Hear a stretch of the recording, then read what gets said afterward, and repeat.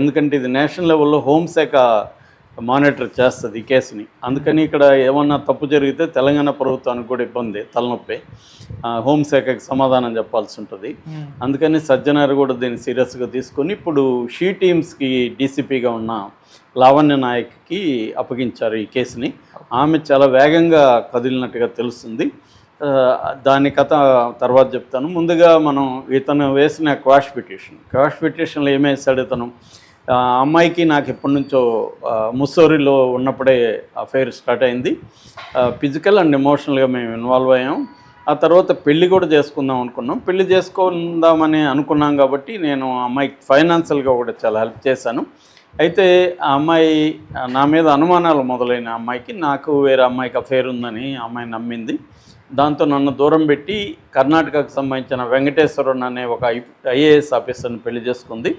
అయితే పెళ్లి చేసుకున్నాక మళ్ళీ ఆ అమ్మాయి నన్ను వదలలేక నా దగ్గరికి రావడం, వాట్సాప్లో నీ తలుపుది నేను లోపలికి వస్తానని మెసేజ్లు పెట్టడం, ఇలాగ నా దగ్గరికి రావడం మొదలుపెట్టింది. ఇది వాళ్ళ హస్బెండ్కి డౌట్ వచ్చింది. వాళ్ళ హస్బెండ్ అడగడం మొదలుపెట్టేసరికి ఈ అమ్మాయి వాళ్ళ హస్బెండ్కి తను నన్ను వేధిస్తున్నాడు అని చెప్పింది. దాంతో గొడవ అవుతుందని నేను ఆ అమ్మాయి నన్ను ట్రై చేస్తుంది, ఆ అమ్మాయే వస్తుంది అని అమ్మాయి ముద్దులు పెట్టడం అవన్నీ కూడా అమ్మాయికి తెలియకుండా వీడియోలు తీసి వాళ్ళ హస్బెండ్కి ప్రూఫ్గా పంపించాను, నా మీదకి నింద రాకుండా. సో కాబట్టి ఇది నేనేమీ చేసింది ఏమీ లేదు, వేధించింది ఏమీ లేదు. అమ్మాయి వేధింపులు, జుట్టు పట్టుకొని లాగి కొట్టడం, ముఖం మీద వేయడం ఇవన్నీ అబద్ధాలు. అమ్మాయి మ్యానిపులేట్ చేసి ఇలా నన్ను ఇరికించడానికి ట్రై చేసింది, వాళ్ళ హస్బెండ్కి డౌట్ వచ్చింది కాబట్టి అనేది ఇతని వెర్షన్ అనమాట. అందుకని ఈ కేసుని ఫుల్గా ఎంక్వైరీ చేయకుండానే కేసు నమోదు చేసుకున్నారు కాబట్టి కేసుని కొట్టేయండి అని బేసిక్గా, అంటే ఇప్పుడు ఎంక్వైరీని ఆపేసేయండి, కేసుని కొట్టేయండి అనేది చెప్పాడు. కానీ ఇప్పుడు ఆ పిటిషన్ ఇమ్మీడియట్గా మీ విచారణకు స్వీకరించలేదు. మండేకి అయితే డేట్ ఇచ్చారు. ఈ లోపల విచారణ కొనసాగించవచ్చు అని పోలీసులకి పర్మిషన్ ఇచ్చారు. అంటే అర్థమేమి, క్లియర్గా క్వాష్ పిటిషన్ని కొట్టేస్తారు. ఇతనికి క్వాష్ అవ్వదు, అంటే కేసుని ఎదుర్కోవాల్సింది, నువ్వు కేసుని ఎదుర్కోమని చెప్తారు. ఆల్రెడీ బిఎన్ఎస్లో చాలా సెక్షన్లు పెట్టారు, దాంతోపాటు ఐటీ యాక్ట్ కింద కూడా 2 సెక్షన్లు పెట్టారు. కాబట్టి ఇది కేసు బలంగా ఉంటుంది. రెండవ యాంగిల్ ఏంటంటే, ఆ అమ్మాయి వాళ్ళ హస్బెండ్ ఐఏఎస్, కర్ణాటక ఐఏఎస్ వాళ్ళు సెంట్రల్ లెవెల్లో లాబింగ్ వాళ్ళకి స్ట్రాంగ్గా ఉంటుంది కర్ణాటకకి. సో వాళ్ళేమి ఈజీగా వదిలేరు.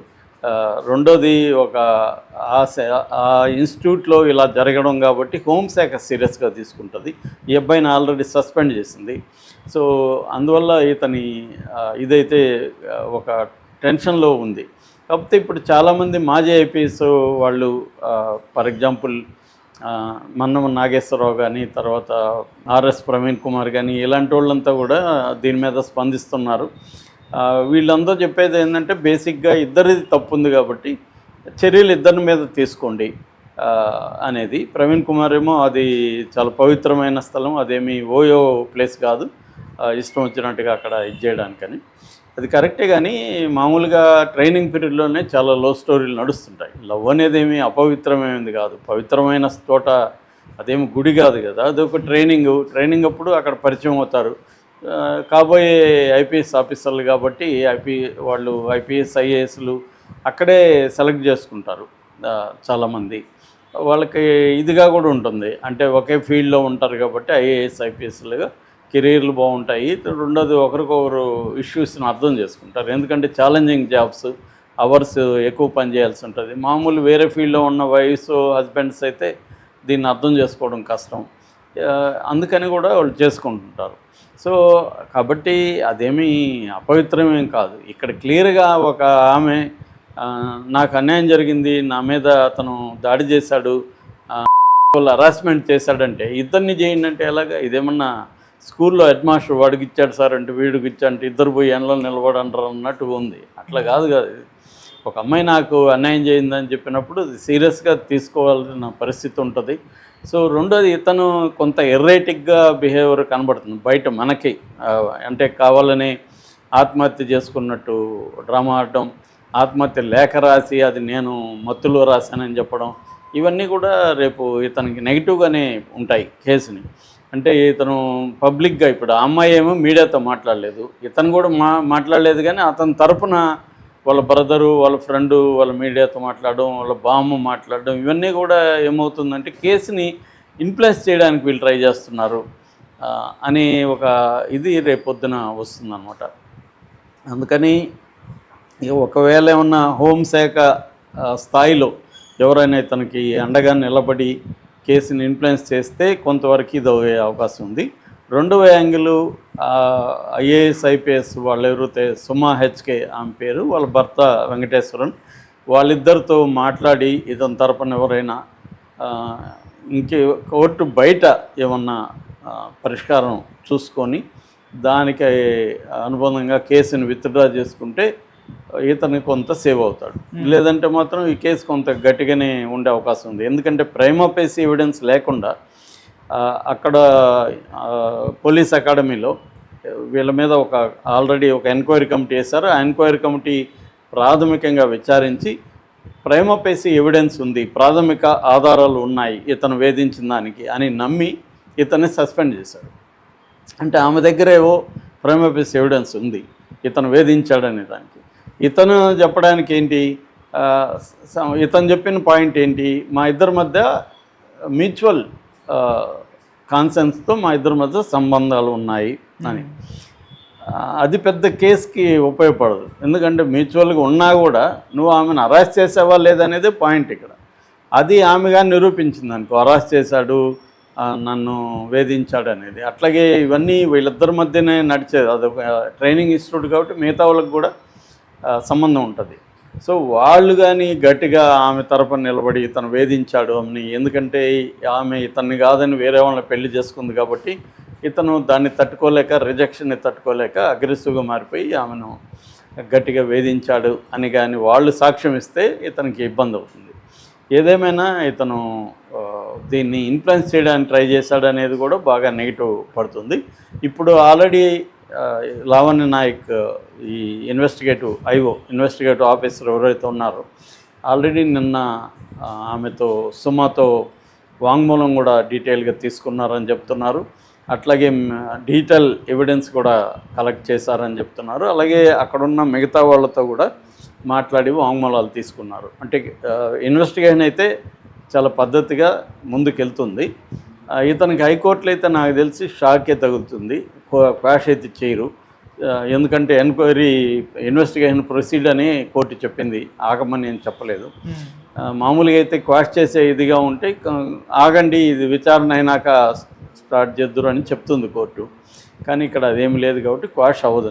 అంటే ఉదయ్ కృష్ణారెడ్డి కేసు మలుపులైతే తిరుగుతుంది. ఒక పక్కేమో అతన్ని సేవ్ చేయడానికి కొంతమంది ట్రై చేస్తున్నారు, రెండో పక్కేమో ఇప్పుడు తెలంగాణ గవర్నమెంట్ అయితే సీరియస్గానే ఈ కేసును తీసుకుంది. ముఖ్యంగా మనకి సజ్జనారు ఈ కేసుని సీరియస్గా తీసుకున్నట్టే కనబడుతుంది. అందుకని ఇంతకుముందు ఇద్దరి ఏసీపీలను పెట్టి దీనికి ఇన్ఛార్జ్గా పెట్టారు విచారణ కోసం. కానీ ఇప్పుడు వాళ్ళ నుంచి కూడా తీసేసి ఇది ఉమెన్ ఐపీఎస్ ఇన్వాల్వ్ అయినారు కాబట్టి ఉమెన్ ఐపీఎస్ ఇక్కడ సర్దార్ వల్లభాయ్ పటేల్ నేషనల్ పోలీస్ అకాడమీలో ఇట్లాంటి ఒక ఆరోపణ రావడం ఫస్ట్ టైము. ఎందుకంటే వెరీ ఇంపార్టెంట్ ట్రైనింగ్ అంటేనే ఐపీఎస్ ట్రైనింగ్ చాలా సీరియస్గా ఉంటుంది, డిసిప్లిన్ చాలా పెద్ద వేస్తారు. అలాంటిది ఇలాగా జరగడం అనేది ఫస్ట్ టైము. దానివల్ల తెలంగాణ ప్రభుత్వానికి కూడా చెడ్డ పేరు వచ్చే అవకాశం ఉంది. అందుకని సీరియస్గా తీసుకున్నారన్నమాట. ఎందుకంటే ఇది నేషనల్ లెవెల్లో హోంశాఖ మానిటర్ చేస్తుంది ఈ కేసుని. అందుకని ఇక్కడ ఏమన్నా తప్పు జరిగితే తెలంగాణ ప్రభుత్వానికి కూడా ఇబ్బంది, తలనొప్పి, హోంశాఖకి సమాధానం చెప్పాల్సి ఉంటుంది. అందుకని సజ్జనారు కూడా దీన్ని సీరియస్గా తీసుకొని ఇప్పుడు షీ టీమ్స్కి డీసీపీగా ఉన్న లావణ్య నాయక్కి అప్పగించారు ఈ కేసుని. ఆమె చాలా వేగంగా కదిలినట్టుగా తెలుస్తుంది. దాని కథ తర్వాత చెప్తాను. ముందుగా మనం ఇతను వేసిన క్వాష్ పిటిషన్లో ఏమేసాడు ఇతను, అమ్మాయికి నాకు ఎప్పటి నుంచో ముస్సోరిలో ఉన్నప్పుడే అఫైర్ స్టార్ట్ అయింది. ఫిజికల్ అండ్ ఎమోషనల్గా మేము ఇన్వాల్వ్ అయ్యాం.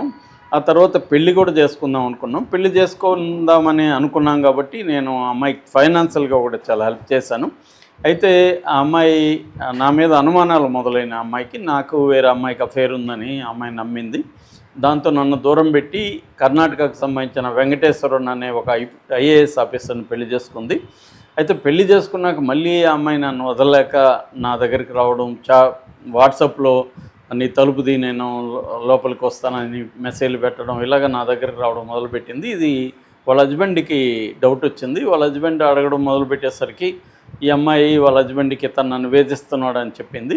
దాంతో గొడవ అవుతుందని నేను ఆ అమ్మాయి నన్ను ట్రై చేస్తుంది, ఆ అమ్మాయే వస్తుంది అని అమ్మాయి ముద్దులు పెట్టడం అవన్నీ కూడా అమ్మాయికి తెలియకుండా వీడియోలు తీసి వాళ్ళ హస్బెండ్కి ప్రూఫ్గా పంపించాను, నా మీదకి నింద రాకుండా.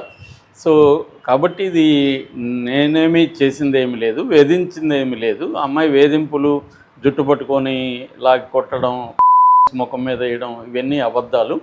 అమ్మాయి మ్యానిపులేట్ చేసి ఇలా నన్ను ఇరికించడానికి ట్రై చేసింది, వాళ్ళ హస్బెండ్కి డౌట్ వచ్చింది కాబట్టి అనేది తన వెర్షన్ అనమాట. అందుకని ఈ కేసుని ఫుల్గా ఎంక్వైరీ చేయకుండానే కేసు నమోదు చేసుకున్నారు కాబట్టి కేసు